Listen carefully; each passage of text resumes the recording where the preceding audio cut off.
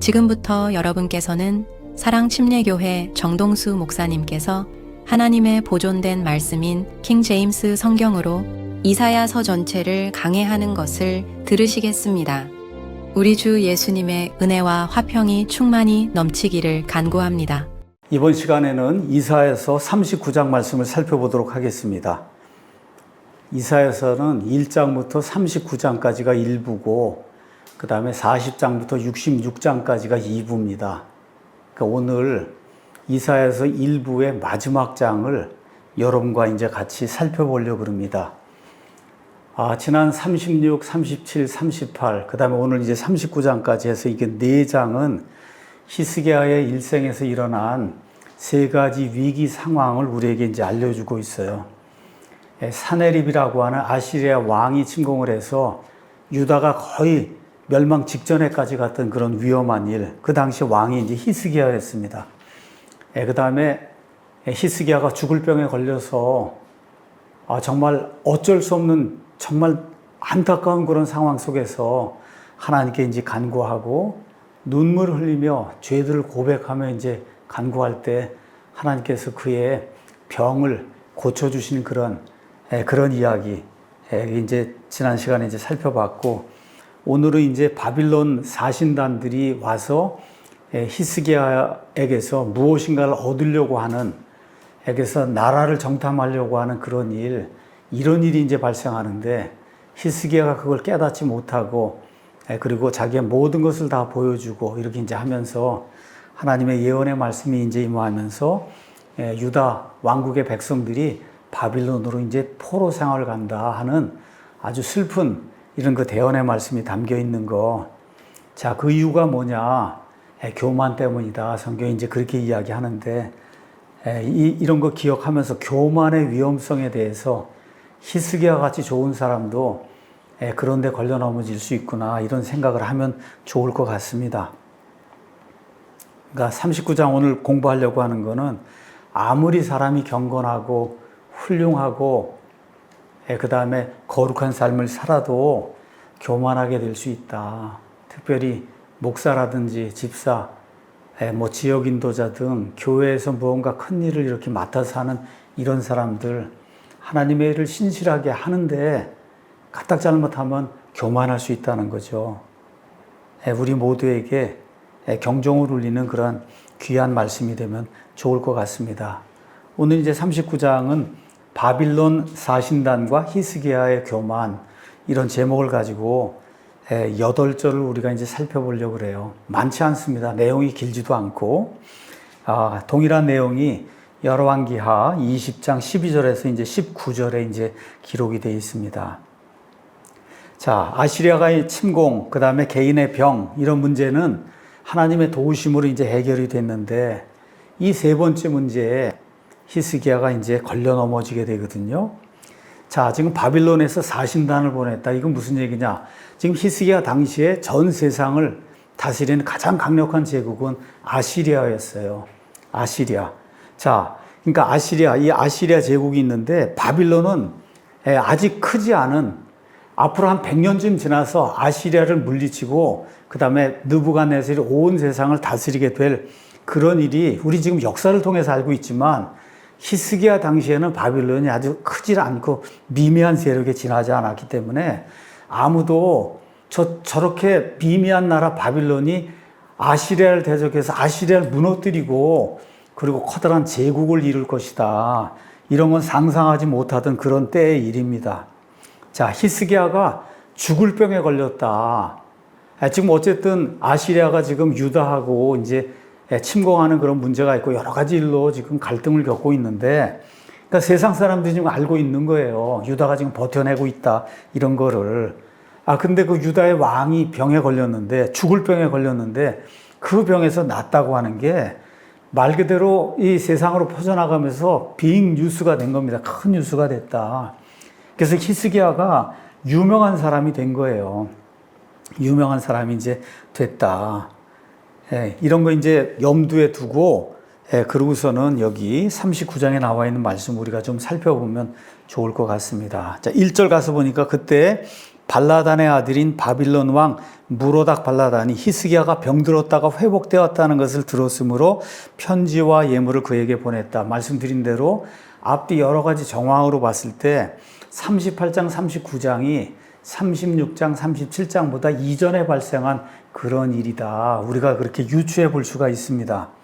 자, 그래서 이제 바빌론 입장에서는 힘의 균형을 지금 유지해야 되는데, 힘의 균형을. 그렇죠? 이 일을 위해서 히스기야가 이제 필요했던 거예요. 히스기야가.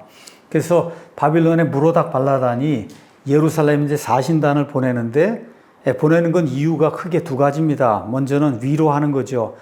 죽을 병에 걸렸다가 나았으니까 위로와 이제 격려에 이런 차원에서 사신단을 보내고, 또 가서 보면 유다에 있는 모든 걸 정탐하기 위해서 그래서 사신단을 보낸 걸로 우리가 금방 이해할 수가 있습니다. 그래서 히스기야가 그들로 말미암아 즐거워하며 자기의 귀한 물건과 은과 금과 향료와 귀한 기름이 있는 집과 자기의 온 병기고와 자기 보고들에서 찾은 모든 것을 그들에게 보여주었으니 그의 집과 그의 지배하에 있는 모든 것 중에서 히스기야가 그들에게 보여주지 아니한 것이 하나도 없었다. 히스기야 생각에는 바빌론하고 어떻게 좀 친교를 잘하고 해서 아시리아를 막아봐야 되겠다 이런 생각이 있었고, 또 본인의 병에서 낫고 본인이 가지고 있는 모든 걸 이렇게 자랑해서 보여주고 싶어서 병기고까지 모든 걸 다 열어서 보여줬다고 하는 이런 내용이 그 안에 이제 기록이 되어 있습니다. 자, 이때 이제 3절, 4절에 이사야 대언자가 와서 도대체 왕이 무슨 일을 했습니까? 그렇게 얘기하니까 히스기야가 모든 걸 다 열어서 내가 다 보여줬다. 그렇게 이야기할 때 이사야를 통해서 하나님의 책망의 말씀이 5절에서 7절에 이제 임하게 됩니다. 자, 그때 이사야가 히스기야에게 이르되 군대들의 주의 말씀을 들으소서. 주께서 이르시기를 보라, 날들이 오리니 내 앞에 있는 모든 것과 내 조상들이 이날까지 쌓아둔 것이 바빌론으로 옮겨지고 하나도 남지 아니하리라. 바빌론은 조그만 그런 나라로 생각을 했는데 지금 히스기야가 뭐 잘못을 엄청나게 한 거예요. 그래서 지금 바빌론으로 이게 옮겨진다. 너 생각하고 달리 또 내게서 나올 내 아들들과 내가 낳을 자들 중에서 몇 사람을 저들이 잡아가리니 그들이 바빌론 왕의 궁궐에서 내시가 될 거다. 참으로 참혹한 이런 예언의 말씀이 이제 주어지고, 그러니까 결국 그때 히스기야가 이사야에게 이르되 당신이 말한 주의 말씀이 선하니이다 하고 또 이르되 내 날들에는 화평과 진리가 있으리이다 하니라. 이렇게 되면서 8절 이 짧은 말씀이 이제 끝이 나게 됩니다. 자, 그래서 아마도 히스기야는 아시리아에 이제 대비하려고 바빌론에게 호의를 베풀었을 거예요. 인간적인 그런 측면에서 봤을 때. 저도 그렇게 잘못을 저지를 그런 가능성이 있고. 자, 그런데 인생의 교훈 우리가 이제 가서 살펴보면 고린도전서에 이런 말씀이 이제 기록이 되어 있습니다. 고린도전서 10장 11절에서 이제 13절 가서 보면 우리 믿는 사람들에게도 한편 이 모든 일은 그들에게 본보기로 일어났으며 구약 시대에 일어난 그런 일들이 그들에게 본보기로 일어났고 그것들은 세상의 끝을 만난 우리를 훈계하기 위해 기록이 되어 있다. 그래서 이사야서 39장이 왜 기록이 되어 있냐? 우리를 훈계하기 위해서. 그렇죠? 그러므로 서 있는 줄로 생각하는 자는 넘어지지 않도록 주의할지니라. 히스기야에게 왜 이런 악한 일이 생겼는가? 이걸 보고 우리가 훈계를 얻도록.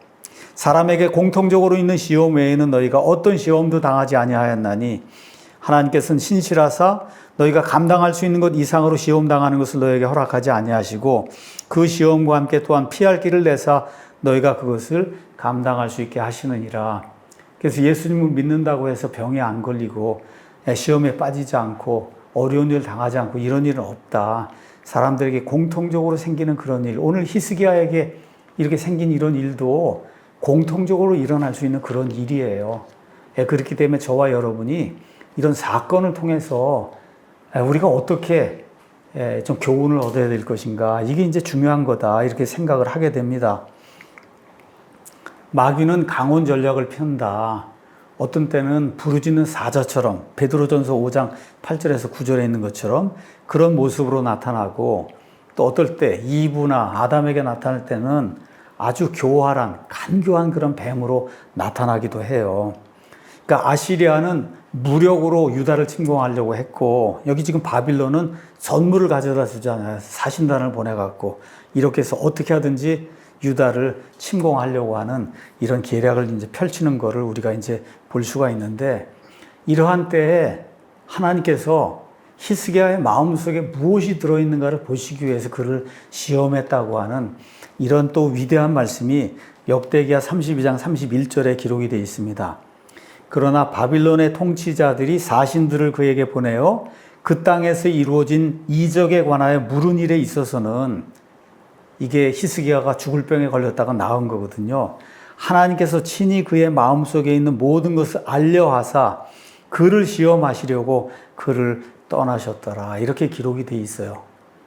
정말 모든 것이 잘 되어갈 때, 병에서 낫고 15년 연장을 받고 이제 또 아들도 낳고 이 모든 것이 잘 되어가는 이러한 그 시점에 그는 자기가 이 모든 걸 이룬 걸로 생각하고 교만에 빠져서 여기서 커다란 실수를 이제 저지르게 됩니다. 심지어 다윗 왕도 이런 실수를 저지르고, 솔로몬 같은 사람은 땅에서 존재한 가장 지혜로운 왕이라고 했는데 이방 여신들을 섬기고 처와 첩이 합쳐서 1000명이라고 했으니까 하나님이 원치 않는 그런 일을 누구보다도 많이 한 그런 사람이 솔로몬이거든요. 그래서 우리가 서 있는다고 생각할 때 그때 조심해야 된다. 그래서 히스기야가 자랑으로 삼던 여기 39장 2절에 나오는 그의 모든 것들, 그렇죠? 근데 사실 그거는 하나님이 그에게 청지기 역할을 하라고 맡겨주신 거지 사실 히스기야의 것이 아닙니다. 청지기 역할을 못하면은 그러면 그에게 맡겨진 모든 것이 다 사라질 수 있다. 고린도전서 4장 7절 가서 보니까 누가 너를 다른 사람과 구별되게 하느냐? 내가 가진 것 중에 받지 아니한 것이 무엇이냐? 더욱이 내가 그것을 받았거든 어찌하여 그것을 받지 아니한 것 같이 자랑하느냐? 우리가 똑같은 이런 위험에 빠질 수가 있어요. 우리 가진 모든 것 내 것이 아니라 하나님이 청지기로서의 사명을 감당하라고 주신 것이다. 그리고 결국 이제 7절에 가니까 바빌론이 유다 사람들을 포로로 사로잡아 갈 것이다. 이렇게 예언의 말씀이 주어지고, 이 말씀 이후에 드디어 BC 606년부터 느부갓네살이 등장해서 3번 침공하고, 이렇게 해서 BC 586년에 유다가 완전히 패망하고 성전이 다 무너져 내리고 많은 사람들이 바빌론의 포로로 잡혀가는 그런 일이 생기는데, 기억해야 될 게 또 있어요. 이게 히스기야의 죄 때문이 아니다. 성경 가서 보시면 역대기야 36장 13에서 16절, 유다의 죄, 다시 말해 우상 숭배하고 하나님을 무시한 이런 것이 팽배하게 될 때 더 이상 하나님이 참으실 수 없어서 이런 일이 생겼다. 이런 거 우리가 이제 기억하면 좋을 것 같습니다. 8절 가서 보면 히스기야가 뭐라고 이야기하냐? 당신이 말한 하나님의 말씀이 참 선합니다. 하지만 내 날들에는 화평과 진리가 있을 겁니다. 이거는 이기적인 그런 말이 아니다. 이거 앞뒤 문맥을 우리가 잘 가서 보면 히스기야가 원래 겸손한 사람이에요. 그러니까 하나님의 경륜, 하나님 하시는 그런 계획에 제가 순복하겠습니다. 이렇게 고백한 것으로 우리가 봐야 되지 않겠는가, 이런 생각을 이제 하게 됩니다. 결론의 말씀 잠깐 드리겠습니다. 정말 하나님의 위대한 성도, 히스기야, 다윗, 솔로몬, 다 이런 사람들도 실수했어요. 아브라함도 실수하고 모세도 실수하고. 자, 이런 차원에서 과연 우리는 하나님 앞에서 어떤 존재인가? 저도 그렇고 여러분도 그렇고 누구나 다 실수 덩어리고 연약한 그런 존재예요. 그래서 죄를 짓지 않기 위해서는 하나님이 죄를 미워하는 것처럼 죄를 미워하려고 하는 그런 마음을 가져야 된다. 자, 오늘 이렇게 해서 이사야서 앞부분 1장에서 39장 이 말씀을 이제 살펴봤습니다. 자, 구약 성경, 특별히 사무엘기상하, 열왕기상하, 역대기상하 이런 말씀들이 이렇게 기록이 되어 있는데, 이런 것을 통해서 우리가 무엇을 배우느냐? 또 여기 이사야서, 예레미야서, 에스겔서, 다니엘서 이런 데 나온 이런 말씀을 통해서 국가의 흥망성쇠에 대해서 성경이 이야기하는 걸 우리가 배워야 됩니다. 하나님의 공의가 무너지고, 그 다음에 사람들이 죄를 죄라고 인식하지 않을 때 국가가 무너진다는 거예요. 이거는 과거의 이스라엘, 그 다음에 유다에만 해당이 되는 게 아니라 지금 이 시대에도 해당이 된다.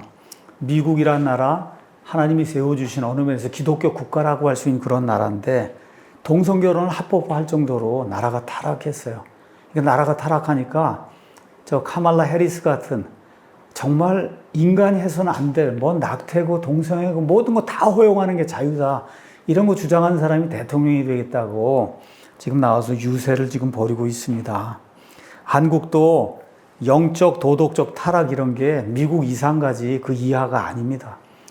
저 이스라엘도 지금 마찬가지고 전 세계에서 가장 큰 동성애 집회가 하나님을 믿는다고 하나님의 선민, 그 사람들이 사는 텔아비브에서 매년 봄마다 열리고 있어요. 그래서 회개하고 돌아서지 않으면 하나님의 심판이 임한다. 특별히 하나님을 안다고 하는 그리스도인들이 우리 앞에 놓여 있는 이 하나님의 준엄한 심판, 경고 이런 거 새겨 듣고 우리 먼저 돌이키고 회개하는 그런 일이 있어야 돼요. 그래서 하나님의 은혜와 긍휼, 그렇죠. 이걸 늘 구하고 이런 것들 가운데 우리가 살 수 있도록, 우리 아이들이 살 수 있도록, 국가가 제대로 설 수 있도록 저와 여러분이 기도하면서 하나님을 신뢰해야 이 나라가 유지가 될 수 있습니다. 참 이번 이사야서 강해를 제가 어떤 면에서 정말 열심히 공부하면서 여기까지 왔습니다. 이사야서를 이렇게 깊이 이렇게 살펴보게 될 그런 일이 있으리라고는 생각하지 않았는데 어떤 그런 계기가 있어서 이사야서 한번 1장부터 66장까지 쭉 좀 한번 강의하면 좋겠다 이런 생각이 들어서 시작을 했는데 오늘까지 해서 이사야서 1부 1장에서 39장을 마치게 됐습니다. 다음 시간부터는 또 40장에서 66장 어느 면에서 이야기가 많이 다릅니다.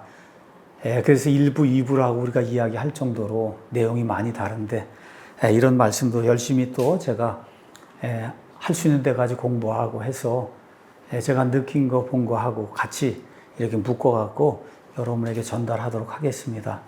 하나님의 말씀을 꿀처럼 사랑하는 그런 좋아하는 그런 우리가 될 수 있도록 늘 노력하면 좋을 것 같습니다. 하나님의 은혜와 화평이 하나님의 말씀을 사랑하는 성경 신자들 모두에게 충만히 임하기를 예수님의 이름으로 축원합니다.